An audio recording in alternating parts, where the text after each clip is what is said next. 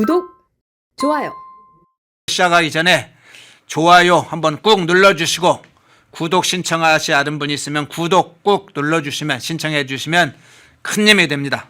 예, 1부 시작하겠습니다. 박상규 시사평론가님 나오셨습니다. 어서 오십시오. 안녕하세요. 네. 예. 뭐 이란 전쟁이 뭐 박진감이 있는 상황들이 계속 재현되기는 했지만 어제 저녁 오늘 아침에 오니까 그냥 새로운 소식들이 몇 가지가 계속 쏟아져 나오네요. 제일 중요한 이란의 2인자가 제거됐다. 거기다가 무슨 민병대, 바시즈 민병대 사령관이었던 사람도 제거됐다. 그런 소식도 전해졌네요. 일단 이스라엘의 국방장관, 이 국방장관 이름이 또 이스라엘입니다. 예. 이스라엘 카츠 이스라엘 국방장관 발표가 알리 라리자니 이란 최고 안보회의 사무총장 현재 살았는지 죽었는지 확인이 안 되고 있어 뭐 대독 성명을 내거나 또는 뭐 어디서 SNS로만 하고 있는 모스타바의 사실상 대리인으로 예. 이란 정국을 다 좌지우지하면서 특히 이란 혁명수비대와 바시즈 민병대를 지휘해 온 이 알리 라리자니가 제거됐다. 바시즈 민병대 사령관 뭐 이름이 길어서 뭐 그 사람 이름까지는 제가 말씀드릴 필요 없겠고 10여 명과 함께 제거됐다. 예. 그리고 이 알리 라리자니의 아들 경호원 같은 현장에서 다 죽었다는 거예요. 네. 그 발표에 따르면 과거에 이스라엘이 쓰던 수법 아마 공중 드론에 의한 저격 드론에 의한 것이거나 십자형 이 저격 미사일이 있어요. 네네. 이 X자로 돌면서 그냥 차량을 덮치면 과거에 솔레이마니 가심 솔레이마니가 91년에 그렇게 제거돼 가지고 그 무서움이 알려졌던 건데 사라졌다. 그리고 이란의 국영 방송이 확인을 해줬어요. 그게 중요하다. 영국의 로이터 등이 보도한 바에 따르면 이란 국영 방송이 순교의 반열에 들었다. 뭐 이렇게 얘기했고 이란 국방장관은 알리 하메네이와 함께 지옥의 심연에 떨어졌다. 한 사람의 죽음을 놓고 한쪽에서는 순교의 뭐 성인의 위치에 올랐다고 하고 한쪽은 지옥의 깊은 연못에 빠졌다 이렇게 표현하는 것이 참 이 전쟁의 극단적인 두 면을 동시에 보여주는 것이다. 일단 라리자니가 제거됨으로써 이란의 이 지휘부가 뭐 4단계까지 임명을 해놨다지만 저 정도로 이 핵심들이 제거되면요 공포감이 지배하게 돼 있어요. 예, 그래서 그렇죠. 이란 전쟁에 이제 그 막바지를 향해 달려가고 있다고 저는 해석을 하고 또 하나 역시 이 미국과 이스라엘의 이 합동 참수 작전 예. 마두로에 이어서 알리 하메네이에 이어 라리자니까지 제거함으로써 100% 성공률을 자랑하고 있다. 이렇게 말씀드립니다. 예, 그러면 한두 가지만 더 추가해서 여쭤보겠습니다. 지금 현상금이 걸려있는 인물이 여러 명 있잖아요. 그렇죠. 그 현상금 한번 사진 보여주시겠습니까? 다시 한번 보여주시죠.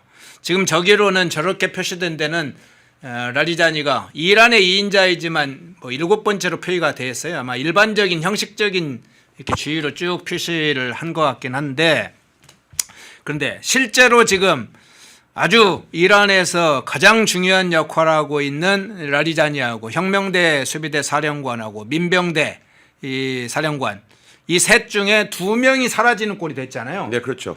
이게 이제 이란 내부의 어떤 의사결정이나 수뇌부에 미칠 영향 이걸 어떤 차원에서 봐야 될까요? 사실 저 1번, 2번, 1번이 모스타바인데 지금 뭐 여러 가지 설은 있습니다만 이렇게까지 안 나타난다?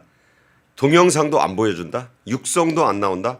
뭐 러시아 병원에 누워 있는지 네. 뭐 아니면 건재한지는 모르겠습니다만 이거 뭐 누가 봐도 이상한 형국이고 모스타바는 생불 여사의 상황이 아닌가 살아있으되 죽은 거나 다름없다.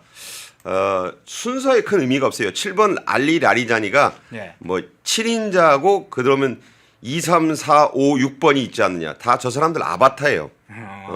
모스타바와 함께 움직이거나 라리자니의 수하들로 봐야 되고 일단 저 정도가 되면 무슨 부자 붙은 사람들은 의미가 없어요. 왜냐하면 무섭거든. 이번에도 보면 그 쿠드스의 날 행사장에 이 라리자니가 여발한 듯이 나타났어요. 아들 경호원들 데리고 네. 테헤란에. 저는 그때 상당히 무모하다. 뭐 이러한 그 혁명수비대라든가 자기 지지하는 세력에게 내가 이렇게 대낮에 테헤란 거리로 활보할 수 있어 하는데 저는 그때 죽음의 그림자를 봤어요. 저렇게 놔두지 않을 것이다. 제거가 됐습니다. 그렇다면 이제 나머지 저 리스트에 오른 사람들도 이제 두더지 생활을 할 수밖에 없어요. 네. 그렇다면 이렇게 뭐 최고 지도부가 줄줄이 있다 한들 무슨 소용이겠는가. 그리고 바시즈 민병대 사령관은 좀 참혹한 얘기가 되겠습니다만 시신을 찾을 수가 없을 정도로 살점 몇 개 건졌다고 합니다. 그런 사실이 다 알려져요. 예. 그러면 겁이 나요. 내가 시신이라도 보존해서 가족들이 뭐 장례라도 치러줘야 되는데 뭐 지금 말씀드린 대로 아침부터 참혹한 얘기지만 살점 몇 개 남았다 이렇게 되면 예. 그 공포감이 전체를 지배합니다. 사람들에게 두려움이 무서운 이유는 프랭클린 D 루즈벨트 대통령의 말대로 우리가 두려워해야 할 유일한 것은 두려움 그 자체다. 지금 두려움에 떨고 있다고 봐야 됩니다. 예. 자, 이스라엘이 라리다니를 제거하고 바로 이스라엘 군의 책임자가 사령관이 이제 발표한 게 모지타바 암살을 예고를 했어요.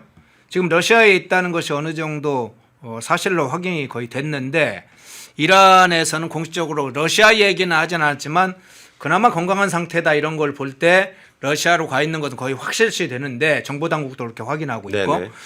모지타바의 암살을 예고했다는 것은 지금 표적들을 계속 이스라엘에서 지금 라리단이 제거하듯이 저런 방식으로 추가적인 제3차, 4차 이렇게 참수작전을 하겠다는 예고인가요? 그렇죠. 뭐 참수작전은 지금 상시작전으로 봐야 돼요. 그러니까 지금 떨고 있는 사람들이 있을 겁니다. 이 참수작전은 이미 북한의 김정일 때부터 세팅이 돼 있어요. 예. 티크 나이프라고 제가 말씀드리죠. 목재 칼입니다. 빵 자르는 목재 칼. 왜 목재 칼이란 말을 썼을까요? 소리가 안 나요. 그렇게 무서운 작전 이름이 이미 김정은에게 붙어 있습니다. 그러니까 김정은도 딸 데리고 여기저기 가서 뭐 총 쏘고 권총 쏘고 조심해야 돼요. 저는 그렇게 생각이 되고 이 참수작전은 지금 상시작전이고 또 하나 이 모스타바는 제가 볼 때 트럼프 대통령의 말이나 서방 언론의 보도의 공통 분모를 보면 일단 불구는 된 것 같아요. 다리를 다쳤다, 골절이다. 트럼프 대통령은 심지어 다리 하나를 잃었다는 표현까지 쓰고 있습니다. 네. 다리 쪽은 분명히 문제가 생겼고 얼굴이 훼손됐다는 얘기는 대중들에게 모습을 드러낼 경우에 아이고 우리 지도자가 저렇게 얼굴이 망가져서 사람은 일단 얼굴이잖아요. 예. 얼굴이 막 어느 한쪽이 파편에 맞아가지고 지금 그 마당에 있다가 아버지와 가족들이 있는 그 건물로 들어가려다 폭탄이 터졌고 그 후폭풍에 의해서 다쳤다는 건데 제가 보기엔 사망에 가깝지 않나 싶어요. 그러지 않고서는 이렇게 오랫동안 최고 지도자란 사람이 자기 SNS로만 그 SNS를 누가 썼는지 누가 합니까? 예. 확인할 수가 없잖아요. 지금 유일하게 대외적으로 이란의 입장을 대변하는 게 그 아그리치 이란 외무장관. 그 사람 혼자 열심히 미국 방송하고 인터뷰하고 서방 언론하고 인터뷰하면서 말로는 뭐 모지타바가 오늘 아침에 나온 얘기를 보니까 미국과 이스라엘이 무릎 꿇고 항복한 뒤에 전쟁 배상금을 내야 그나마 휴전에 합의한다. 잠꼬대 같은 소리예요. 예. 정말 제가 좀 그 어떤 아직 우리나라와 대사급 외교 관계를 맺고 있는 나라의 최고 지도자에게 이런 표현을 써서 어떨지 모르지만 국내용으로는 그런 말을 할 수 있어도 지금 이 전황에서 저런 말을 한다? 제가 보기에는 모즈타바가 하는 말이 아닐 거라는 생각을 할 정도로 이란은 지금 공식적인 지도부가 다 무너져 있다. 예. 오늘 뉴욕 증시가 오늘 새벽에 오르고 지금 한국 증시도 오른 건요. 유가도 많이 떨어졌어요. 지금 예. 서부 텍사스산 중진류 또 북해산 브렌트유 많이 떨어져가지고 이 서부 텍사스산 중진류는 95달러까지 배럴당 떨어졌고 예. 이쪽도 103달러 그리고 129, 130달러에 육박했던 중동산 두바이유도 122불 수준으로 떨어졌습니다. 이게 무슨 얘기냐? 그만큼 이 전쟁이 이제 끝났다는 것을 전 세계의 증시 참여자들이 느끼기 시작했다는 거예요. 그게 중요해요. 제가 볼 때는 정부 간에 뭐 백날 무슨 얘기 해봐야 돈을 움직이는 사람들의 그 이 민감함은 따라갈 수 없다. 예. 국제 유가가 확 떨어지고 증시에 이 빨간불이 들어오기 시작했다는 건 오늘 그 라리자니의 제거 소식과 함께 상당히 이 전쟁에 이제 종착역이 보이기 시작한다. 저는 그렇게 봅니다. 예. 자, 이어서 쭉 가보겠습니다. 이란의 급소를 어떻게 타격해 갈 건지에 대한 계속 상황이 나오고 있는데요. 그 상황도 한번 좀 살펴보겠습니다.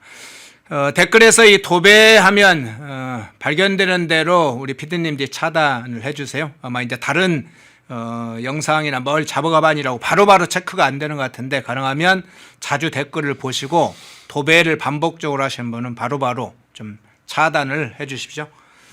자, 하르그 섬으로 한번 가보겠습니다. 미국이 지난번 하르그 섬을 공격을 했죠. 그때 당시만 하더라도 군사시설을 공격을 했는데 추가로 정유시설을 공격할 수 있다는 경고 발언도 나왔습니다. 한번 그 상황 한번 듣고 오겠습니다.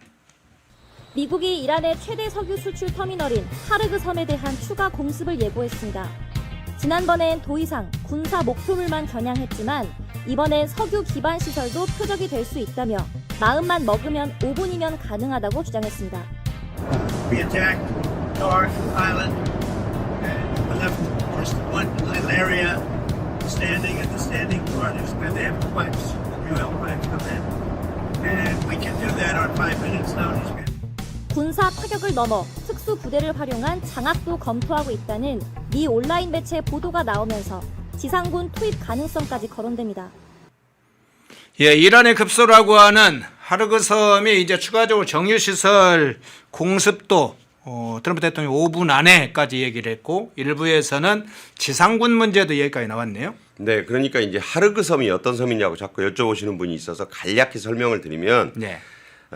넓이는 22제곱킬로미터, 뉴욕 맨하탄 섬의 3분의 1, 아주 작아요. 네. 그리고 섬 자체가 산호초로 된 섬이다. 1960년대에 이란의 전 국왕이었던 이 팔레비 왕이 미국 정유회사 아모코하고 같이 합작해서 만들어 놓은 정유 저장 시설이에요. 네. 여기서 이란 석유의 90%를 정제해서 팔아요. 그러니까 이게 만약에 없으면 이란은 산유국이 아니다. 중국도 여기서 정제한 기름을 호르무즈로 빼서 지금 가져가기 때문에 오늘 아침에 보도를 보니까 이란과 중국은 아무 타격이 없다. 이게 좀 트럼프의 심기를 긁고 있다고 봅니다. 네. 그래? 우리가 지금 하르그 섬을 뭐 예뻐서 거기 놔뒀는 줄 알아? 이게 어떤 의미냐면 하르그를 폭격해버리면요. 예. 국제유가가 불안할까봐 그러는 거예요. 미국은 실제로 중동에서 갖다 쓰는 기름이 전체 소비량의 1%밖에 안 됩니다. 그러니까 중동에 목매는 나라가 아니고 지금 중국이 지금 대놓고 지금 저 호르무즈로 이란의 그 무긴과 방조와 지원 속에 기름을 빼가고 있거든요. 그게 다 저 하르그 섬에서 나오는 거예요. 따라서 트럼프의 저 아까 그 기내에서 발언은 5분 안에, 당연하죠. 5분도 안 걸릴 거예요. 82 이 공수 사단이 이미 투입돼 가지고 다 지금 준비 중이고 그냥 낙하산 부대 낙하하면 그냥 점령이 됩니다. 왜냐하면 군사시설 90개가 다 파괴가 됐어요. 예. 그러니까 아무 지금 무인지경이고 그다음에 그 상습 상륙함이 호르무즈 해협 밖에 다 갔는데 일본에서 간 2,500명 그리고 기존의 미군이 5만 명이 지금 저 일대에 다 있는데 저거 하르그 섬 반대편 쪽에서 이 배 띄워서 가면 저 금방이고 제공권을 완전히 장악하고 있는 미국에서 그냥 비행기 뜨면 아무도 지금 말릴 사람이 아무도 없어요 지금. 그러네요. 예. 그러다 보면 네. 하르그를 굳이 파괴하지 않더라도 저기를 점령하면 이 전쟁은 정말 끝납니다. 그 중국도 지금 큰 소리 탕탕 칠 입장이 아닌 게 저 하르그 섬 딱 막으면서 지금 뭐 기왕 그래서 열심히 정제한 기름을 지금 호르무즈 해협을 통해서 중국이 다 빼갔다고 그래요. 네네. 근데 이제 차단을 하면 중국도 무지무지 깝깝해진다. 시쳇말로 그런 상황이기 때문에 저 하르그 섬이 왜 중요한가를 여러분께 다시 한번 설명을 드리고 폭격을 굳이 안 하고 공수 사단, 예, 30일 해병 원정대 등 최정예 병력들이 그냥 들어가면 그냥 점령이 가능하다. 딱 하나. 정유 시설을 공격할 필요 없이 아예 그냥 미국 거로 만들어 버린다 이 말이네요. 다만 이제 이 생명수비대는 그러니까 뭐라고 하고 있냐면 만약 미군이 올라가면 이판사판 거기다가 미사일 쏘겠다 그러는데 예. 그건 뭐 완전히 자해 행위죠. 그런 그 어리석은 짓을 할 경우에는 그 이란이 스스로 청동기 국가로 돌아가는 거예요. 네. 네. 자, 지금 하르그 섬에 얼마나 남았을까요? 저 점령하거나 공습하는 게 얼마나 남았을까요? 차곡차곡 다가오고 있고 트럼프 대통령은 딱 명령 내리면 5분 안에 저기를 장악할 수 있다. 지금 지난번에도 이제 이란의 중요한 부위를 공격할 수 있다 해놓고 하르그 섬을 직접 군사시설을 때린 적이 있죠. 사실은 사전에 트럼프 대통령이 어느 정도는 예고를 해요. 그걸 해석을 잘 안 해서 그렇지. 자, 그 장면 살펴봤고요. 자, 우리에게 다가오는 문제 있죠. 호르무즈 해협에 관련해서 트럼프 대통령이 강하게 계속 압박을 해오고 있습니다. 반응이 안 보이자, 그래 안 보내? 아마 그러면 보내지 마. 뭐 하는 이제 좀 냉소적인 반응도 같이 있습니다만은 누비오 장관이 조현 외교부 장관한테도 한국의 파병을 요청하는 압박을 가했죠. 그것도 잠깐 한번 영상 보고 오겠습니다. 중동 지역 평화를 위한 우리 측의 지지를 요청하고 호르무즈 해협 안전을 위해 여러 국가 간의 협력이 중요하다고 강조했습니다. 이에 조 장관은 희생된 미국 장병들의 애도를 표하고 호르무즈 해협의 자유로운 항해 등에 대해 긴밀히 협의해 나가자고 답했습니다. 예. 지금 트럼프 대통령이 상당히 압박뿐만 아니라 이제 외교적으로는 누비오 장관이 직접 외교부를 통해서 압박을 가해오네요. 일단 오늘 가장 그 따끈따끈한 소식은 트럼프 대통령이 짜증을 확 냈어요. 짜증냈어요. 짜증을 확 내버리면서 뭐라 네. 그랬느냐면 보내지 마.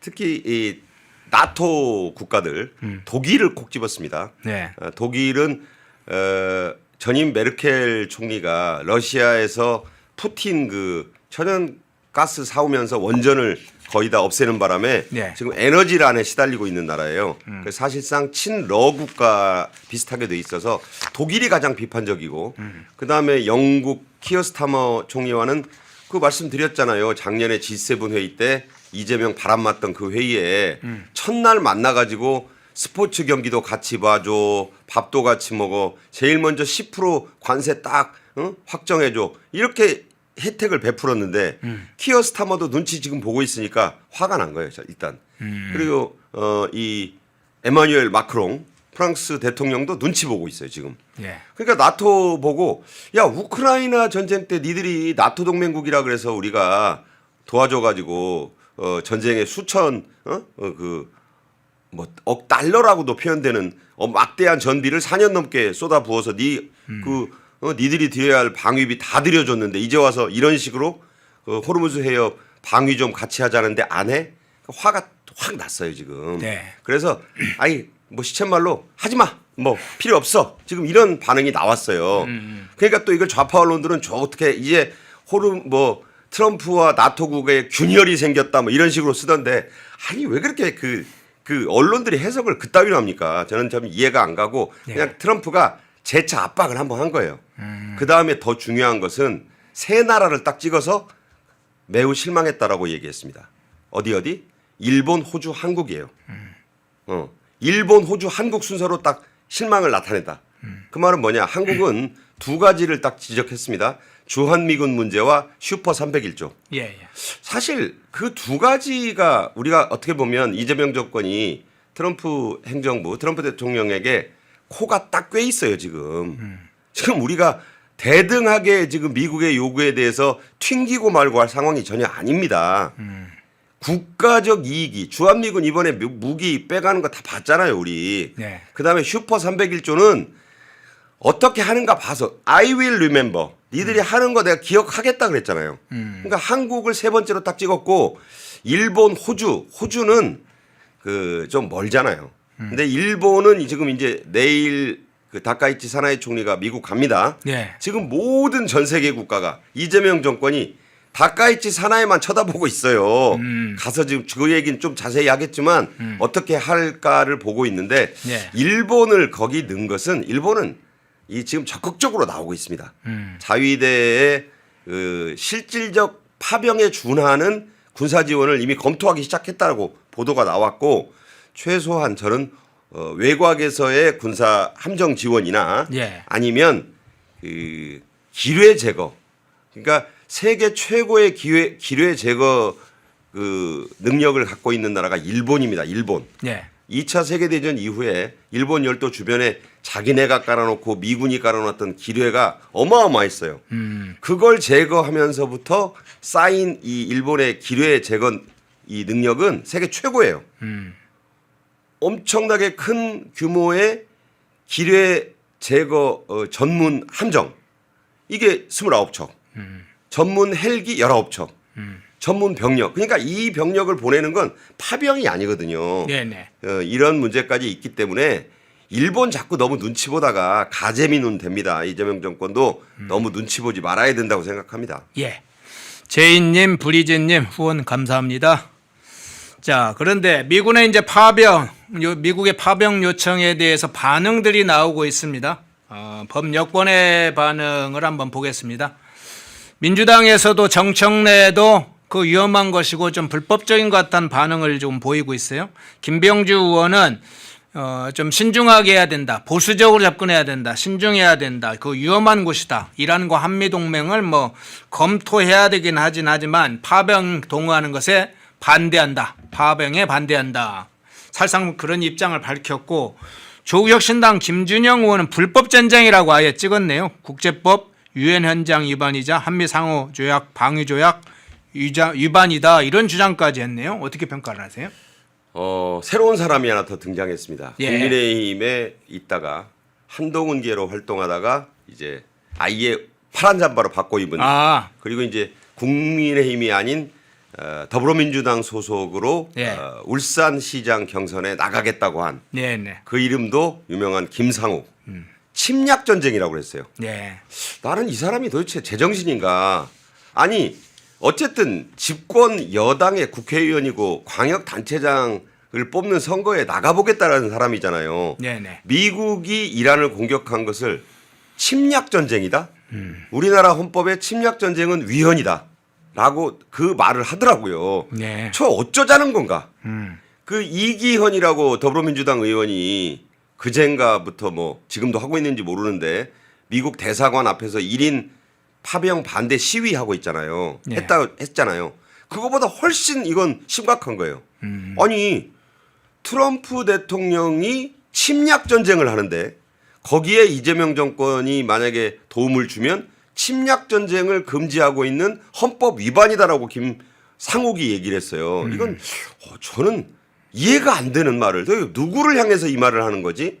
김상욱은 정말 최악의 이 발언을 했다고 저는 보고 대한민국의 이익을 위해서도 정말 시쳇말로 1도 도움이 안 되는 그런 이 망언에 가까운 말을 했다. 예. 그 자기 밥 먹고 그 친구들이랑 할 말을 왜 이렇게 공개적으로 합니까?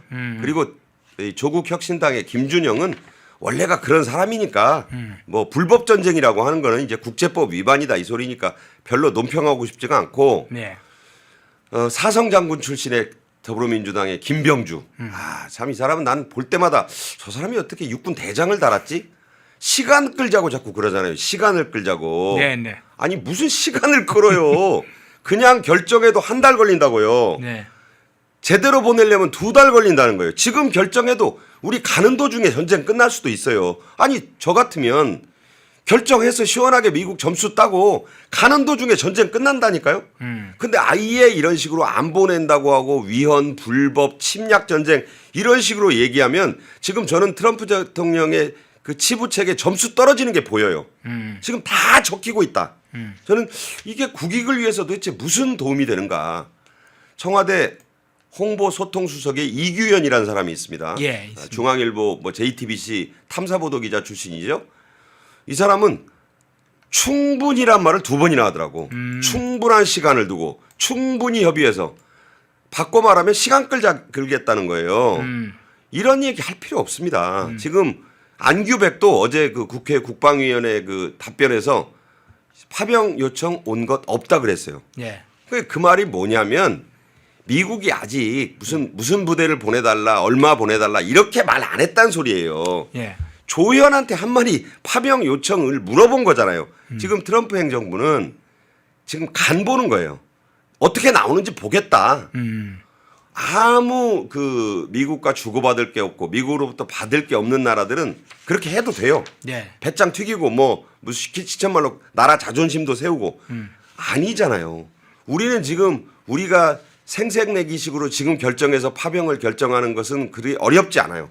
아니 검찰 개혁법이니 지금 아까 허앵커도 얘기하던데 그런 법안 뚝딱 통과시키는 나라에서 파병 동의안 이거 아마 국민의힘도 거부 안 할 테니까 이거 한나절이면 끝나요. 네. 결정해도 병력을 파견하는데 최소 한 달. 청해부대의 대조영하면 안 보내요. 못 보내. 네네. 그거 가봐야 할 일이 없어. 네네. 그러면 국내에서 출발해 가지고 가야 되는데 우리는 기뢰함이 없어요. 700톤급 이하의 14척인가밖에 없어서 그거 우리 근해를 벗어나지도 못하는 이 우리 그 주변 바다용이에요. 그러니까 우리 기뢰함도 없고 기뢰용 그 제거용 헬기는 한 대도 없다. 그 설명하면 되잖아요. 그런데 이제 준비를 해가지고 가려면 이지스급 구축함 정도 가야 돼만 생색이 나요. 그거 장비 세팅해서 중동 가는데 2달 걸린대요. 2달 뒤까지 이 전쟁이 가겠습니까? 초등학생이 생각해봐도 알 일을 왜 그렇게 정부의 고관과 무슨 장관들 사성장군 출신들이 바보 같은 짓을 하고 있는지 저는 이해가 안 갑니다. 예. 그런데 지금 연관되어 있는 사항 중에 하나가 이게 국회의 비준 절차, 즉 승인 절차, 비준 동의를 얻어야 된 것인지에 관해서는 좀 논란이 되는 건 사실이에요? 과거에 2000년 초에 문재인이 네. 청해부대의 이 확장, 작전구역 확장을 국회 동의 없이 처리한 적이 있어요. 네네. 아니 자기네 같은 뿌리를 두고 있는 문재인 정권 때 했던 거 누구나 알 텐데 네. 청해부대 작전구역 확장은 국회 승인 필요 없어요. 전례가 있다니까. 그럼 그대로 하면 되잖아요. 네. 그것도 생색내기가 될 수 있잖아요. 우리가 급한 대로 그 아덴만에 있는 대조영함하고 부대 보내겠다. 가서 할 일이 없다니까. 그 밖에서 도와주는 거 정도만 하고 우리 절대 피 안 흘려요. 예. 그렇게 하면 미국이 좋아할 거 아닙니까? 우리는 실제적으로 생색은 다 내고 또 미국의 점수도 좀 따고 슈퍼 301조라든가 관세 제협상 반도체 관세 전작권 문제 핵잠수함 추진 문제 원자력 협정 개선 문제 지금 우리가 미국에 부탁해야 될 게 몇 보따리나 된다고. 네. 그걸 다 유리하게 할 수 있는 상황에서 그 보내고도 지금 피 안 흘린다니까요. 국회 승인이 왜 필요합니까? 국회 승인은 그렇게 굳이 받으면 2달 걸리는데 이런 것에서 미국의 불필요한 오해나 그 긁힘을 해서 지금 트럼프 대통령 짜증 거 냈다고 말씀드렸잖아요. 네네. 영리하게 좀 해라. 머리라는 게 좀 있으면 영리하게 좀 해라고 충고하고 싶습니다. 예. 자, 가장 중요한 이제 대목 중에 하나가 일본에서 어떤 결정을 하느냐가 미국도 중요하지만 우리한테도 굉장히 중요한 사항이 될 것 같습니다. 일본에서는 미일 정상회담을 앞두고 지금 상당히 자세하게 검토를 하고 있다고 그래요. 집단 자유권을 행사할 수 있는 범위에 속하였는지 아니면 남중국해의 훈련에 참여하듯이 해상 치안 차원에서라도 가능한지 여러 가지 법적 검토도 하고 여기에 일본의 다카이치 총리의 향후 전략, 방위 전략까지도 연관이 돼 있는데 지금 정상회담 앞두고 있잖아요. 네. 일본의 이제 해상 자유대 파견 문제나 일본의 다카이치 총리가 어떤 결단을 낼지가 굉장히 중요해졌네요. 일단 저는 일본이 다 결정했다고 봐요. 아, 그렇습니까? 그럼요. 네. 고이즈미 신지로가 네. 이 일본의 방위상 아닙니까? 인기 최고예요. 다카이치 총리가 얼마를 하고 총리를 그만둘지 모르는데 저는 고이즈미 신지로가 무슨 죽지 않으면 그건 총리 된다고 볼 정도로 유능한 사람입니다. 고이즈미 신지로는 이론적으로 파병에 문제가 없다고 이미 밝혔어요. 네. 그런데 다카이치 총리가 워워 하는 거예요. 뭐라고? 법적으로 좀 검토해 봐야 된다. 이게 두 사람 사이에 완벽한 콤비가 이루어진 거예요. 고이즈미 신지로는 그 이론적으로 문제 없습니다라고 얘기했는데 법적으로 좀 더 따져보자. 총리다운 노련함이 저는 완벽한 콤비라고 봐요. 그런데 참 다카이치 총리가 이제 우리 시간으로 내일 만나게 될 겁니다. 네. 이제 트럼프 대통령을 아마 일본에서 그 미국 대통령을 만나는 가운데 가장 성대한 환영과 가장 주목을 받는 그 국빈 이 방문이 되지 않을까. 이미 그 52조 원, 우리 돈 52조 원의 투자 집행 계획을 보냈어요. 지난달에. 예. 그리고 이번에 가지고 가는 게 원래 100조 원 계획 보따리 풀러 가기로 했는데 50조 얹었어요. 150조 원 돈 보따리 또 들고 가요. 아니 트럼프가 얼마나 참 좋겠어요. 그 가면서 두 가지 얘기했습니다. 하나는 그 호르무즈 해협 안에 해상 자유대를 들여보내는 문제는 전투 여지가 충분히 있잖아요. 네네. 트럼프도 그걸 바라는 것은 아닙니다. 그리고 아직은 일본이 평화 헌법을 바꾸지 않았기 때문에 그것은 일본 안에서도 문제가 될 수 있어요. 그 위헌 논란이 생길 수 있겠죠. 네. 그러니까 그 부분에는 이 다카이치 사나이 총리도 선을 그으면서 전투에 직접 가는 건 좀 우리가 법도 그러니까 곤란하지만 후방 지원을 하겠다. 자위대 보내가지고 자위대 전력들 많으니까 미군이 싸움은 우리가 할 테니까 성의 표시해달라고 하는 거 아니에요? 예. 일본은 얼마든지 할 수 있다는 거예요 지금. 그리고 기뢰, 소해, 세계 최고의 소해 작전 능력과 이 작전 수행 능력을 갖고 있는데 딱 오늘 뭐라 그랬느냐? 어차피 기뢰는 이 전쟁 끝나고도 제거를 해야 되잖아요. 네. 소해가 무슨 말이냐? 다시 한번 말씀드립니다. 바다를 청소하는 거예요. 저것들, 저 계류 기뢰, 저거 다 뽑아가지고 해야 되고 부착식 기뢰 저거 떼야 되고 저 전문적인 능력들이 필요한 그 아무나 못해요. 네, 규리가 종류가 많네요. 많죠. 그러니까 부유기뢰는 네. 지금 중국 때문에 저건 안 띄웠다고 하고 왜냐하면 네, 눈이 네. 없어서 아무거나 부딪히니까 예. 지금 이란이 인정한 게 저 계류기뢰 밑에다 박아놨고 이게 흔들흔들해서 지도를 다 해도에 갖고 있어요. 위치를 알아. 네, 네. 그러니까 이제 우리 편한테는 표시를 사실상 한 것처럼 이렇게 돌아가라고 알려주는 거예요. 그러니까 항행을 어느 쪽으로 해라 이렇게 안내를 하는군요. 사실은. 그러니까 중국 배, 인도 배, 파키스탄 배가 나가는 거 아니겠습니까? 그리고 침적 일회니 부착식 일회는 그 능력은 가지고 있는데 아직 사용은 안 한 걸로 보여요. 지금 이렇다면 일본은 이 전쟁 끝난 뒤에 청소 작업을 우리가 돕겠다라고 하는 데까지는 이미 합의가 끝나 있는 것 같아요. 네. 그 발표만 남았고 지금 이재명 정권을 비롯해서 나토 국가들 호주 뭐 다 지금 마찬가지로 다카이치만 보고 있어요. 다카이치 총리 하는 거 받아 쓰려고. 네. 아니 이게 무슨 창피한 노릇입니까? 선제적으로 좀 못해요. 네. 맨날 그 운동권 출신 좌파 정권들 무슨 툭하면 반일 네네. 그런데 이재명은 또 그 다카이치 총리 고향인 나라 가가지고 같이 드럼 치고 드럼 채 뭐 선물 주고 다음번에는 안동으로 오세요. 아니 그러면서 또 무슨 일본 얘기만 나오면 막 반일하고 왜 독도 문제에 대해서 그러냐고 뭐 훈련해서 빼라 그러고 도대체 어느 신호를 보고 가야 됩니까 이재명 정권은 누가 보내는 신호가 정확한 신호인 거예요. 좀 묻고 싶습니다. 예. 자, 이런 일본의 다카이치 총리의 지금 정상회담에서 중요한 문제가 제기됐네. 이것뿐만 아니라 다른 사항도 이미 예고된 사항이 있었는데 오히려 국제적 관심은 호르무즈 해협에 군함을 파견하느냐 그 문제가 중요 이슈로 떠올랐네요. 자, 이것과 함께 트럼프 대통령의 또 다른 예고 발언이 지금 크게 확산되고 있죠. 이란 다음에 타깃은 어디냐 하는 겁니다. 지금 쿠바 국가 정전 사태에 빠졌다. 쿠바가 뭐 이런 게 지금 알려졌는데 쿠바를 장악하겠다는 의지가 드러나는 장면이 있습니다. 트럼프 대통령이 직접 그걸 그 내용을 한번 뉴스 영상으로 보겠습니다. 트럼프 대통령은 현 시간으로 어제 미국 워싱턴 백악관에서 진행된 행정명령 서명식에서 쿠바와의 관계를 끝낼 때가 온 것 같다며 이렇게 말했습니다. I do believe I'll be having the honor of taking Cuba in some form, yeah. Taking Cuba. I mean, whether I free it, take it, I think I can do anything I want with it. You want to know? 예, 쿠바 문제, 국가적 차원에서 저렇게 정전 사태가 올 정도다.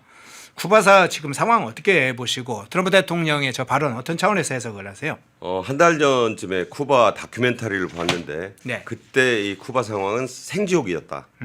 도처에 쓰레기가 넘쳐서 악취가 진동해요. 쓰레기를 치울 청소차가 기름이 없어요. 그다음에 도시와 도시를 잇는 이 자동차 교통편이 끊어졌어요. 그래서 가려면 걸어가거나 뭐 달구지 타고 다녀요. 그다음에 모든 주요 건물의 정전 기름이 없으니까 뭐 원전도 없고 수력 발전도 못 하는 나라니까 오로지 기름 갖다 떼는 화력 발전밖에 못 하는데 불이 다 꺼져요. 불만 꺼지면 뭐 안 되는 게 한두 가지입니까? 취사 안 되죠. 밥을 못 해 먹으니까 지금 무슨 땔감으로 해서 밥 먹고 모든 식료품이 떨어졌어요. 차는 길가에 다 서 있어. 급기야 견딜 수 없다고 쿠바 민중들이 지금 불지르고 봉기를 한 거예요. 지금 제가 볼 때 쿠바는 피델 카스트로와 체게바라가 쿠바 공산혁명을 일으킨 것보다 한 2세기, 3세기 전에 그 중세로 후퇴한 것 같다. 그래서 이게 해상봉쇄가 무섭구나. 지금 베네수엘라에서 오던 기름이 한 방울도 못 들어오지. 중국, 러시아가 도와줄 방법이 전혀 없지. 하늘을 다 장악하고 있으니까 무슨 공중에서 떨어뜨리는 것도 안 돼요. 지금 말라 죽고 있어요. 그래서 제가 보기에는 트럼프 대통령이 그냥 3단봉 가지고 그 보트 타고 가면 접수할 것 같아요. 좀 누가 3단봉 얘기하니까 저도 그렇게 비유를 씁니다. 네. 그 정도로 쿠바는 지금 자멸 위기예요. 그래서 아마 세계적으로 공산주의 국가들이 이 쿠바 모델을 지금 주시하고 있을 거예요. 미국에 밑보이면 적고를 당하는구나. 이 본보기로 쿠바를 철저히 지금 고사시키고 있다. 그러니까 불쌍한 건 쿠바 주민들입니다. 네. 뭐 부에나비스타 소셜 클럽이다. 뭐 쿠바의 낭만, 우리나라 드라마도 거기서 뭐 박보검 씨도 가서 드라마 찍고 했던 그 유명한 쿠바가 지금 유령의 도시로 변했고 잘못하면은 거의 뭐 지옥도가 연출될 상황이다. 트럼프 대통령의 봉쇄 작전이 쿠바를 거의 이제 정권 그 붕괴 직전까지 지금 내몰았다. 지금 나오고 싶어도 나오지도 못해요. 예. 보트 피플도 지금 미국에서 안 받아주고 있어요. 그 유명한 마르코 루비오가 그 쿠바 보트 피플 출신입니다. 잘 보셔야 될 거예요. 그러니까 예. 제발 그 철진한 공산주의의 그 철학에 매몰돼 있으면 어떤 꼴이 난다는 것을 저는 쿠바 사태가 전 세계에 생생히 보여주고 있다. 이렇게 봅니다. 예. 저렇게 욕설에 가까우게 비난하신 분들은 저희가 몇 가지 경고를 했는데도 계속하네요. 산울림이라는 분 차단시켜 주세요. 본인이 이 내용이 마음에 들지 않으면 그냥 방송에서 나가시면 됩니다. 그리고 건전한 비판은 우리가 수용합니다. 이재명 정부에 대해서 비판만 하지 않습니다. 호르무즈 해협과 관련해서도 우리는 대안을 계속 이야기를 하고 있어요. 지금처럼 아무런 대책 없이 있을 게 아니라 신속하게 논의해서 파병을 해라. 적어도 호르무즈 지역에 바로 한복판에 들어가진 않아도 주변에서 근처에서 지원할 수 있는 위험하지 않는 방식으로도 지원할 수 있기 때문에 그런 걸 대책을 내놓고 있는데 지금 산울리라는 사람은 듣지는 않고 본인이 짜증나나 보죠. 아마 이재명 비판하고 이란 편 들어야 되는데 미국과 이스라엘의 전쟁에 대해서 다른 시각을 가지고 있는 것 같습니다. 그래서 좀 거친 욕설과 같은 얘기는 받아들일 수가 없어요.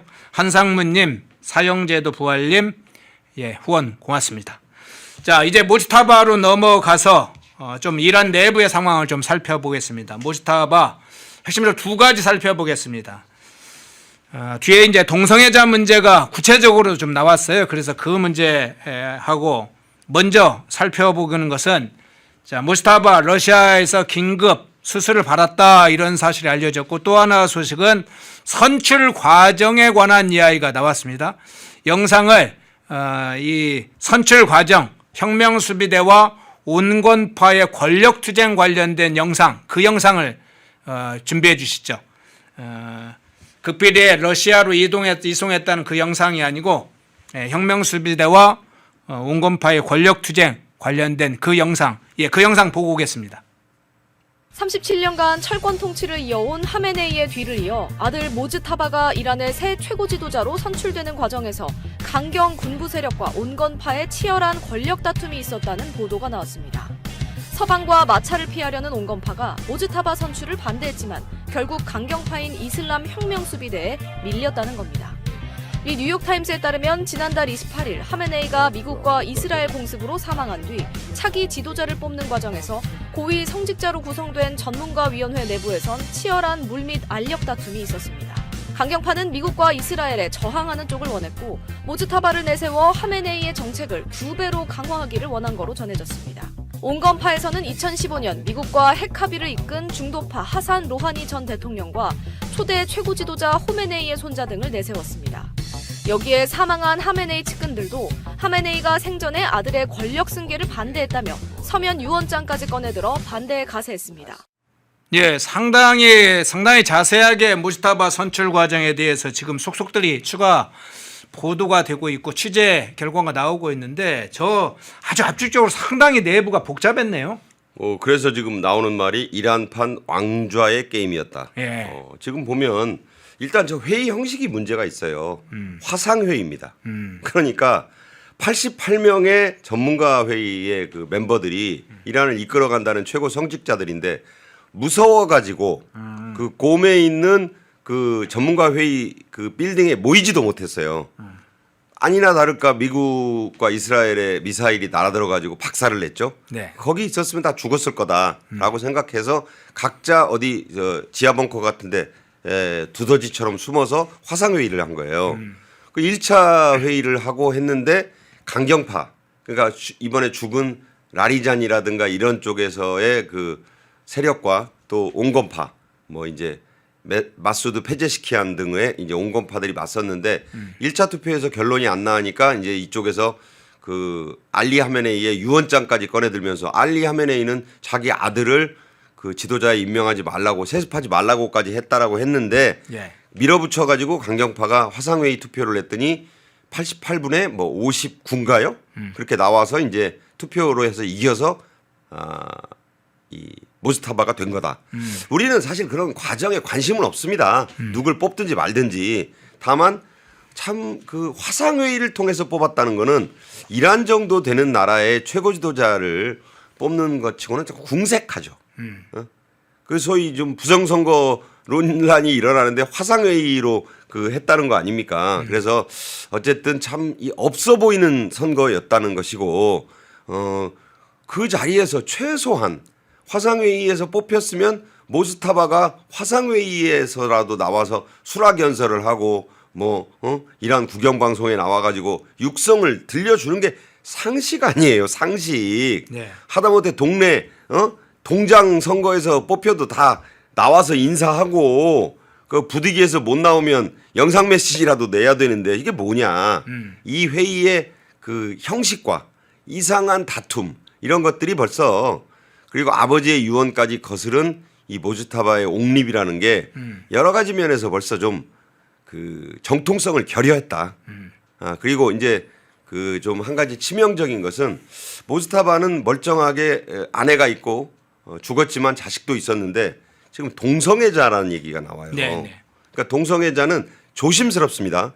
제가 뭐 그래도 타국의 어떤 최고 지도자가 뭐 개인이 많이 이런 얘기를 할 입장은 아니라고 봐요. 다만 제가 얘기한 것은 아니고 그런 여러 가지의 정황들이 보도되고 있어요. 그러니까 위란 최고 성직자 회의가 동성애자 의혹이 있는 사람을 최고 지도자로 뽑아? 이것도 말이 안 된다. 흠결이 없는 사람이 얼마든지 많은데. 그리고 저 모즈타바는요.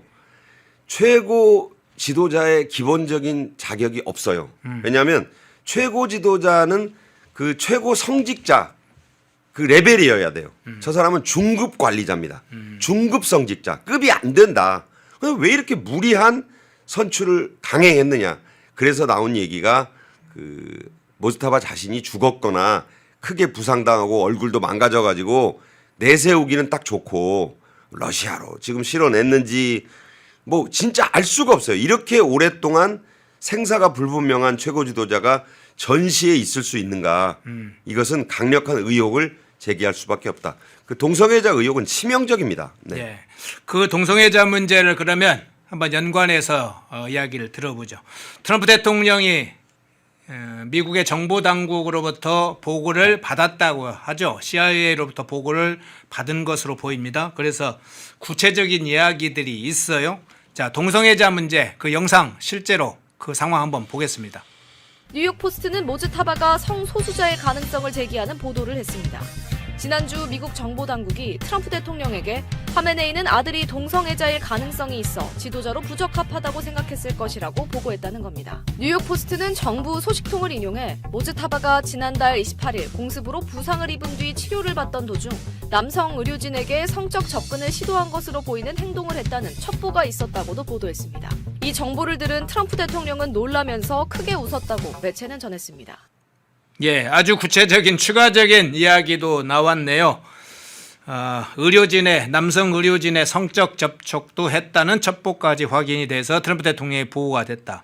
이란에서는 동성 간의 이 성행위가 종류나 행위에 따라서 가해자의 상태에 따라서 최고형에 처해지기도 한다는데. 그럼요. 예. 네. 그리고 일단 저 의혹만으로도 자격이 없죠. 또 하나 지금 남성 의료진에 대한 어떤 부당한 시도 이건 설이니까 네. 우리가 이 자리에서 확언하기는 어려워요. 네. 그러나 어쨌든 저런 의혹이 있는 사람을 중급의 이 회교 성직자 출신이고 아버지가 하지 말랬다는 부자 세습까지 어겨가며 이렇게까지 모즈타바를 내세울 이유가 무엇이 있냐? 정확히 표현하면 저 모즈타바 같은 사람을 일컬어 양성애자라고 합니다. 가정 멀쩡하게 가지고 자녀도 낳고 살면서 또 한편으로 자기 성적 취향은 게이인. 참 민망하네요. 이런 얘기를 하게 돼서 저도 참 제가 논하고 싶지 않은 분야긴 하지만 저런 것이 물론 한쪽의 프로파간다일 수도 있습니다. 네. 흠집을 내기 위한. 그러나 이런 얘기들이 나오는 것 자체가 그리고 얼굴도 비치고 있지 않고 자기 목소리도 못 내는 모즈타바가 과연 이 이란을 앞으로 정상적으로 끌고 갈 수 있겠는가? 저는 대단히 회의적으로 보고 모즈타바가 어쨌든 죽거나 또는 사실상의 불구 형태로 알려지고 확인이 된다면 저는 그 열쇠를 푸틴이 쥐고 있다고 봐요. 예. 푸틴이 다 모든 걸 알 수 있다고 보거든요. 푸틴이 이제 패를 까면 이제 정말 결정타가 될 것이다. 푸틴이 영리한 사람입니다. 그래서 우크라이나 전쟁과 이런 거 밀당도 하고 있기 때문에 푸틴 품으로 간 거는요 모즈타바에게는 좋지 않은 선택일 수 있었다. 그러니까 병 치료 받기 위해서 부상 치료 받기 위해서 간 것이라고는 하지만 하필 간 데가 지옥일 수도 있었다는 생각도 듭니다. 예. 자, 이란 내부의 상황 하나 중요한 사항을 좀 보죠. 지금 이란 내부에 이란 군이 크게 동요를 하고 있다고 그러죠. 특히 미사일 부대 같은 이 병사들은 실제로 이탈 조심이 굉장히 많다고 그래요. 복무하다가 복무를 못 하겠다. 군을 지금 탈영하는 병들이 늘어나고 있고 그러다 보니까 무기를 든 이란 군들이 무장 봉기를 할 가능성까지 제기가 되고 있고 또 하나는 실제로는 이 반정부 반체제 시위대가 지난번에 대거 사망하고 체포된 경황이 있었죠. 지금도 그게 이어지고 있습니다. 최근에만도 500명 정도가 체포됐다고 하는데요. 그 영상 보고 오겠습니다. 이란 정부에 저항하는 내부 세력이 당국의 무더기로 체포됐습니다. 이란 경찰사령부 사령관 아흐마드레자 라다는 현지 시간으로 어제 적들에게 정보를 공유한 혐의로 모두 500명을 체포했다고 밝혔습니다. 체포 사례 중에는 표적 타격을 위한 정보를 제공한 자들과 공격 지점을 촬영해서 보낸 자들이 포함되어 있다고 라단 사령관은 말했습니다. 앞서 이란 매체들도 몇몇 지역에서 이루어진 수십 건의 체포 사례를 보도했습니다. 타스님 통신 보도에 따르면 이란 북서부에서는 이란의 군사보안 자산들의 상세한 위치 정보를 이스라엘에 보낸 혐의로 20명이 현지 검찰에 체포됐습니다. 공습 피해를 이란의 다른 지역에 비해 덜 받은 이란 북서부에서는 10명이 체포됐는데 그중 일부는 민감한 지정과 경제 인프라에 관한 정보를 수집한 혐의를 받고 있습니다. 예, 바시즈 아까 사령관 지금 제거됐다고 이야기를 했는데 이 보안 당국에서 지금 내부 통치를 아주 우리는 이제 그걸 공포 정치라고 이야기를 합니다만 지금 막대한 이란인들이 간첩 혐의 비슷한 혐의로 지금 체포당하고 있네요. 그렇다고 봐야죠. 그러니까 이게 이제 대세가 기울면 네. 군사들이 도망갑니다. 제가 이제 중국 고전을 좋아하는데 옛날에 무슨 5호 16국 시대도 그렇고 삼국지의 홍건적 때도 보면 네. 밤에 자고 일어나면 병사들이 하나도 없는 경우가 있어요. 저쪽 산등성이 넘어 있는 또 다른 그 어떤 사람이 왕을 자칭하는데 거기는 밥을 한 끼씩 더 준다더라. 뭐 고기도 준다더라. 그러면 아무 의리가 없어요. 그냥 다 가는 거예요. 이게 왜 이런 비유를 드냐면 지금 이 이란의 혁명수비대나 바시즈 민병대도 자기들이 한 짓이 있잖아요. 네. 특히 바시즈 민병대는 그 동포들을 향해서 총질을 해가지고 뭐 3만 명 이상이 지금 이란 발표만 3,117명을 죽였다고 하는데 곱하기 10이 맞다고 봅니다. 그렇다면 아니 얼마나 캥기겠어요. 지금 그리고 전쟁이 뭐 유리한 것도 아니고 자기들도 다 지금 보고 있거든요. 라리잔이 죽어 모즈타바는 어디 가 있는지도 몰라. 이란 이스라엘 미사일은 막 하루에도 우박처럼 쏟아져. 지금 이란 국민들 동족들을 향해서 총질하고 감시하고 할 새가 있겠어요? 살 길 찾아야지. 그러면 이게 이제 자연스럽게 막 떠나게 돼 있고 속속 투항하는 게 왜냐하면 살아야 되잖아요. 앞으로 이게 만약에 그 친미 정권이거나 최소한 지금 회교 정권이 이대로 존속하기는 대단히 어려운 체제가 아닌가. 그렇다면 최소한 마수드 페제시키안 쿠르드족 출신 아내를 둔 이 대통령이 지금 미국에서는 유력하게 지금 이 베네수엘라의 델시 로드리게스 같은 존재로 보이고 있습니다. 왜냐하면 실제로 그 페제시키안은 온건주의자고 이란의 민선 그 선출 과정을 통해서 선출된 지도자예요. 그러네요. 따라서 미국은 그런 뭐 회교들의 어떤 성직자 회의에서 뽑은 무슨 그런 사람이 아니기 때문에 페제시키안은 또 무슨 전력이 있냐. 이 전쟁 초기에 그 주변에 있는 중동국들 사우디, UAE, 오만, 카타르에 사과도 했었잖아요. 네. 그랬다가 강경파들이 난리를 치니까 철회한 적이 있는데 미국 기억합니다. 아, 이 사람 합리적인 데가 있구나. 제가 보기에는 그 만약에 이 페제시키안이 정권을 인수해가지고 과도 정부를 만든다면 미국도 동의할 가능성이 높다. 저는 그렇게 보고 있고 이런 식으로 레짐 체인지를 그 유연하게 할 필요가 있습니다. 지금 실제로 베네수엘라 모델은 어느 정도 성공하고 있거든요. 네, 네. 쿠바도 그럴 것 같아요. 쿠바도 지금 그 대통령이 미국에다가 열심히 SOS를 치는데 일절 응해주지 않는다 그래요. 왜냐하면 가만 놔두면 쫓겨나니까. 그러니까 그때 가서 이제 그 미국을 잘 알고 또 미국도 안심할 수 있는 지도자로 바꿔서 친미적인 그 지도자로 이 레짐을 바꾸는 연착륙이죠. 예. 소프트 랜딩을 시키는 거죠. 그래서 이란도 그렇게 갈 수 있다고 보기 때문에 저는 그 상당히 지금 이란 체제의 내부에서 동요는 당연히 일어나고 있다. 그리고 빨리 투항하는 게 나중에 몰매 맞거나 돌 맞지 않을 거. 이슬람은 그 응징을 돌로 합니다. 그래서 잘못하면 돌 맞아 죽을 수도 있다. 그러려면 일찍 몸을 조심해야 되겠죠. 예. 네. 예, 시청하시면서 좋아요 깜빡하신 분들 좋아요 꾹 눌러주시면 좋겠네요. 자, 한두 가지만 이란 문제 좀 이야기를 하겠습니다. 하나는 네자 팔레비 문제 하나 먼저 좀 잠깐 여쭤보고요. 마침 아까 페제시키안 대통령 이야기 나왔으니까 그리고 바그다드 대사관 공격한 거 그거 한번 좀 그 두 가지 정도만 좀 여쭤볼게요. 네자 팔레비 왕세자가 집권 의지를 드러냈다 뭐 이런 좀 소식이 알려졌어요. 영상을 잠깐 보고 올까요? 네. 예, 그 영상 보고 바로 여쭤보겠습니다. 팔레비 왕정 마지막 왕세자 레자 팔레비는 지난 14일 X에 이란이 붕괴하는 즉시 국가 운영을 맡을 준비가 돼 있다고 밝혔습니다. 팔레비는 이란 붕괴 이후 국정 운영에 공백이 생기지 않도록 지난 수개월 동안 노력을 기울여 왔다며 과도기 체제의 각 분야를 이끌 역량 있는 인재들을 국내외에서 발굴하고 평가해 왔다고 적었습니다. 그러면서 최단 기간 내에 질서와 안보, 자유를 확립하고 이란의 번영과 도약을 위한 여건을 조성하겠다고 말했습니다. 예, 그거는 네자 팔레비 왕자는 국정에 참여하지 않겠다. 이란이 변해도 그랬는데 지금은 국정을 이끌겠다는 입장이네요. 그러니까 이제 뭐냐면 미국의 선택지 중에 들어있죠.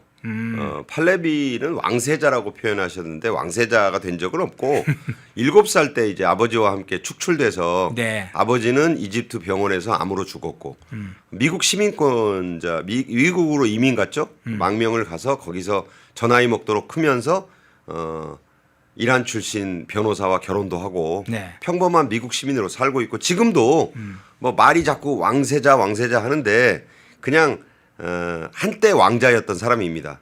그 트럼프 대통령은 우호적으로 보고 있어요. 네. 다만 아무런 국내에 뿌리가 없잖아요.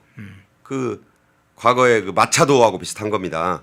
베네수엘라에. 따라서 아마 레자 팔레비가 그 이란을 맡을 정도의 상황은 완전히 이란이 과도 정권 체제를 지나서 예. 제 생각입니다만 그 마수드 페제시키안 정도의 지도자가 상당히 전국을 안돈시킨 뒤에 그 뒤에 먼저 아마 민주주의적 선출에 의한 정말 이제 진짜 그 이란의 그 선거에 의한 대통령 선출 같은 게 있다면 거기에 나설 수는 있겠죠. 그러나 미국이 지금 팔레비 왕자를 귀국시켜 가지고 이란의 뭐 최고 통수권자를 만든다?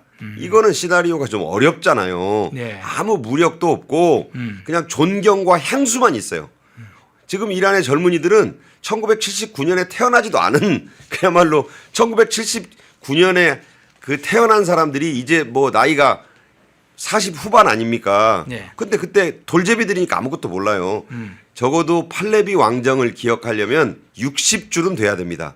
그 이상이나 돼야 아 그때 그 꼬막 귀엽고 잘생겼고 하던 그 왕자 이 정도 기억하거든요. 네. 저 사람이 그 미국의 선택지에 들어있는 것은 맞는데 그렇게 무슨 본인이 너무 지금 의욕 과다인 것 같아요. 아, 그래요? 너무 기분이 좋으니까 예. 내가 나가서 정권을 인수하겠다는 건데 이제 그런 식으로 얘기하는 것은 그만큼 이란의 그 국민들에게 자 왕정으로 돌아가는 것도 선택지가 있으니까 한번 잘 생각해 봐라라고 저 팔레비 씨에게 이렇게 권유하면서 자유롭게 말하게 해주는 거죠. 그러니까 미국 언론 자유, 표현의 자유가 보장된 나라니까 저렇게 얘기하면 저걸 또 이제 뉴스를 들은 이란 내의 젊은이들이 인기가 좋다 그래요. 예. 이란이 워낙 그 1979년 이후에 못 살고 찌들리면서 그 회교 정권 밑에서 살다 보니까 아, 우리가 옛날에 그래도 아라비안 나이트에 나오는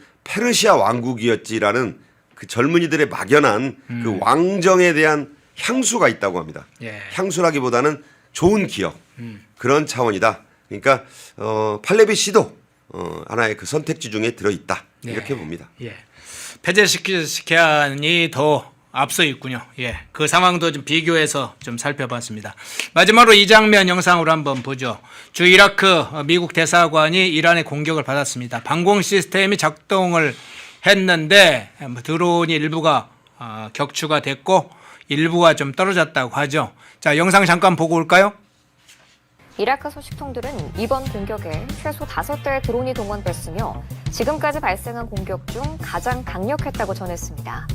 방공망이 드론 2대를 격추했으나 한 대는 대사관 단지 내부를 타격했으며 화염이 치솟았다고 목격자들이 전했습니다. 앞서 바그다드 미 대사관은 지난 14일에도 헬기 착륙장에 미사일 공격을 받은 바 있습니다. 예, 이란이 지금 드론을 주로 이용해서 주변 국가들, 즉 걸프국, 중동국들 이 대사관까지 미 대사관을 이제 공격한 상황이 됐네요. 네, 그러니까 저걸 보면 요격이 참 어렵구나. 그리고 비싸다. 그러니까 우리 지금 이재명 정권이 이 주한미군의 사드가 뭐 몇 개가 나갔는지, 네, 페이트리엇이 몇 개가 나갔는지 밝히지 않고 있잖아요. 네네. 실제로 모를 수도 있고 미군이 안 알려주면 알 도리도 없어요. 요격 시스템이 저렇게 중요하구나. 그리고 이란이 날려보내는 저 대당 한 몇천만 원짜리 그 샤헤드 공격용 드론, 샤헤드란 말이 순교란 뜻이랍니다. 그러니까 이란은 저 샤헤드를 날려보내는 게 순교예요, 순교. 네네. 그런 차원에서 자기들이 말하는 소위 이 이슬람 말로 지하드, 성전을 하고 있다고 지금 하고 국민들을 지금 몰아가는 거예요. 그런데 우리가 저 장면에서 중요시 여겨야 될 게 미국 대사관, 바그다드 미국 대사관을 도움으로 싸가지고 저렇게 막아냈는데 한 발은 떨어졌다 그러잖아요. 네. 자, 북한의 김정은이 지금 비행 금지 구역도 지금 이 설정해놓은 다시 설정한 마당에 마음껏 무인기 들여보내고 지금 우크라이나전에서 러시아 기술 우크라이나 기술 다 모방해가지고 지금 드론을 엄청 개발하고 있다고 하는데 네. 똑같은 일이 대한민국 서울 상공에 안 벌어진다는 보장이 있어요? 이걸 얘기하면 또 무슨 극우가 뭐 전쟁 선동한다고 그럴지 모르는데 아니 한번 생각해 보세요. 저게 사이드 드론이나 북한이 갖고 있는 드론이 무슨 차이가 있겠는가? 미국은 완벽한 요격 시스템, 그게 대당 가격이 그 요격 시스템 미사일 한 발에 수십억 원, 수백억 원씩 한다잖아요. 네. 그렇게 보면 미군이 도와주지 않는 무방비 상태의 대한민국은 참으로 끔찍할 수 있겠다. 그러니까 전쟁이라는 것은 그 1%의 가능성만 있어도 대비해야 되는 것인데 우리가 너무 이재명 정권이 북한의 선의에만 정동희 형이 말하는 소위 남북관계 회복 원년이라는 그 어떤 말에 너무 기대는 것 아닌가. 북한은 어떤 그 보장도 안 해주고 지금 선제적인커녕 상호적인 조치를 안 취하는데 그런 걱정이 들고 역시 미국은 미국이다. 전 세계의 그 대사관들이 다 공격의 표적이 되고 있는데 저걸 저렇게 막아내는구나 싶은데 부러울 따름이고 우리 요격 시스템이 없다는 것은 만약에 몇백만 원짜리 공격용 드론이 날아온다고 했을 때 우리는 막을 방법이 없습니다. 그걸 생각하니까 저는 좀 모골이 송연해진다 이런 말씀을 드립니다. 예. 자, 1부에 집중적으로 이란 사태를 살펴봤습니다. 이란 사태는 우리에겐 경제와 사회적으로 특히 경제에 좋은 직격탄이죠. 그 상황은 새삼 설명하지 않아도 잘 아실 겁니다. 거기에다가 이제 파병 문제에다가 주한미군 전략자산 이동 문제까지 중대하게 벌어져서 국가 안보와 관련된 중대한 상황이 벌어지고 있죠. 미국 이라크 전쟁은 바로 우리의 생명과 관련돼 있는 문제입니다. 일부 집중적으로 이 문제 분석해 봤고요. 2부에서는 국내 현안을 중심으로 좀 어떻게 정청래가 이재명을 망신시키는지, 야당이 망신시켜야 되는데 여권 내부에서 이재명을 몰아붙이는 상황이 되는데 그 부분 집중적으로 분석해 보겠습니다. 1부 이란 사태 아주 구체적이고 세밀하게 잘 분석을 해 주셨습니다. 박상규 시사평론가님이었습니다. 고맙습니다. 안녕하십니까? 감사합니다. 예. 안녕하십니까라고 했네요. 네. 예, 수고하셨습니다. 또 뵙겠습니다. 예.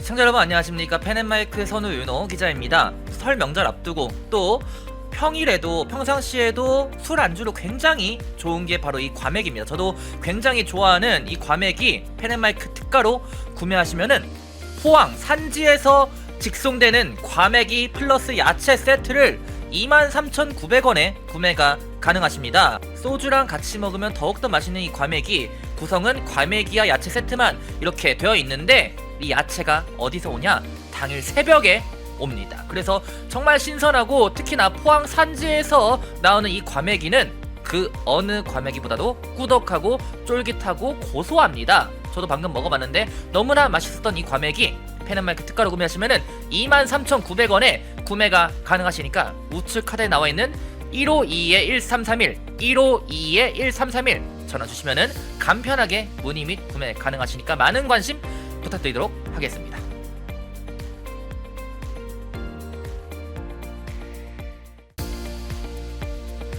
시청자 여러분 안녕하십니까. 펜앤마이크 선우윤호 기자입니다.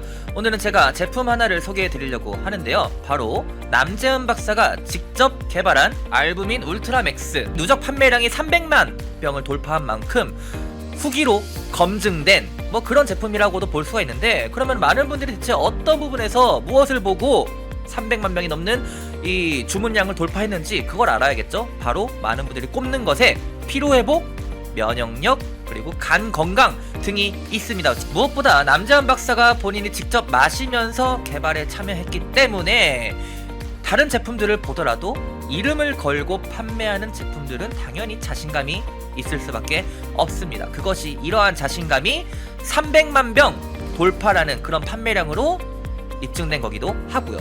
이 피로회복, 면역력, 집중력 저하, 간 건강 등 이 하루 한 병 바꿔보시면은 아마 일상이 달라졌다는 후기들이 많은 것처럼 여러분들도 그 후기가 자신의 후기가 될 수 있을 거라 생각을 합니다. 지금 구매하시면 펜앤마이크 이벤트로 정말 그 어디서도 경험할 수 없는 이벤트를 경험하실 수가 있습니다. 바로 2+1 이벤트인데요. 지금 바로 우측 하단에 나와 있는 번호 1522-1331 152-1331 전화 주시면은 펜앤마이크에서만 진행하는 2+1 이벤트로 알부민 제품 구매하실 수가 있으니까 많은 관심 부탁드리도록 하겠습니다.